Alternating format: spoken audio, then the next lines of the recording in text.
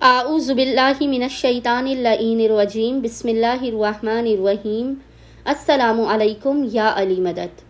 मोमिनीन और मोमिनात की खिदमत में इसमें आज़म का बेइंतहा मुजरब जलाली और आजमूदा तरीन अमल व वजीफ़ा लेकर आए हैं। इसमें आज़म के इस खास तरीन ज़िक्र का वर्द मोमिनीन ने खुसूसी तौर पर 27 मुहर्रम 27 मुहर्रम के पूरे दिन में किसी भी वक्त कर लेना है। अपनी हाजात की कबूलियत के लिए, मुश्किलात, बलाओं, मुसीबतों और परेशानियों के खात्मे के लिए खुदावंद मुताल जो अताओं का दर है, जो हमें हमारे गुनाहों के बावजूद, हमारी लग़्ज़िशों के बावजूद अता करने वाला है, हम पे रहम करम करने वाला है, हमारी खताओं को बख्शने वाला है। वो रब्बे करीम इस इसमें आज़म के सदक़े में बहक़्क़े मोहम्मद वाले मोहम्मद हमारी हर हाजत को अपनी बारगाह में कबूल व मकबूल कर देगा।